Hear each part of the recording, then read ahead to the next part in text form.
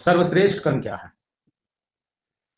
माँ बाप की सेवा करना, रिश्ते निभाना, भूखे को खाना खिलाना, पानी पिलाना, गरीबों को कंबल बांटना।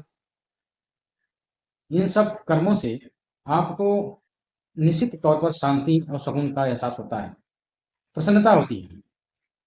तो निसंदेह ये अच्छे कर्म हैं। लेकिन सर्वश्रेष्ठ कर्म क्या है? सर्वश्रेष्ठ कर्म जिससे परमानेंट शांति आनंद मिल जाए, उसे सर्वश्रेष्ठ कर्म कहते हैं। परमानेंट शांति आनंद ही हमारा मूल उद्देश्य है। यानी मूल उद्देश्य की प्राप्ति जिस कर्म से हो जाए, बस वही सर्वश्रेष्ठ कर्म है। अब जरा सोचो आप कि आप दान भी कर दो, खूब कंबल बांट दो, 10-20 हजार 1 लाख, तो क्या वो परमानेंट शांति आनंद की प्राप्ति कर पाएगा? उत्तर है नहीं। परमानेंट शांति आनंद प्राप्त करने के लिए ठीक उसी तरह से प्रयास करना पड़ेगा जैसे आप समुद्र में से पानी निकालने चले जाओ तो जितना चाहे पानी ले लो, डुबकी लगा लो, पानी ही पानी। उसी तरह से परमानेंट शांति आनंद का जो सागर है, वो इस पृथ्वी पर नहीं है, इस शरीर के द्वारा नहीं मिलेगा, धन दौलत से नहीं मिलेगा, रिश्ते नाते निभाने से नहीं मिलेगा। तो मिलेगा कैसे? संसार की जब किन्हीं भी क्रियाओं से ये परमानेंट शांति आनंद नहीं मिलेगा तो फिर मिलेगा कैसे? शांति आनंद जिससे मिलता है उस कर्म को करना होगा। वह कर्म क्या है? वह कर्म है उस आनंद के सागर, शांति के सागर से लिंक करो। अब प्रश्न है, आनंद का सागर, शांति का सागर कौन है? आनंद का सागर, शांति का सागर जिससे हम उत्पन्न हुए वो है, यानी परम पिता परमात्मा। उसी परमात्मा ने हमको उत्पन्न किया, वो परमानेंट शांति आनंद का सागर है। यदि आप उससे लिंक करोगे, उससे कनेक्ट में आओगे, तो आप परमानेंट शांति आनंद की ओर बढ़ोगे। और ये परमानेंट शांति आनंद उससे कैसे लिंक करेंगे? उसके लिए उसका फार्मूला है।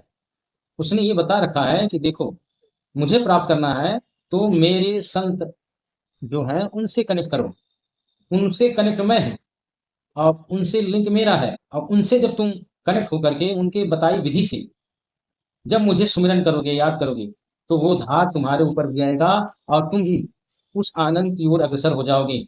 और अगर नियमित तौर पर और सारे नियम को फॉलो करते हुए ऐसा करते रहे, यानी भक्ति, सुमिरन, ध्यान, धर्म कर्म, वो परमात्मा के बताए विधि अनुसार करोगे, तब ये काम होगा।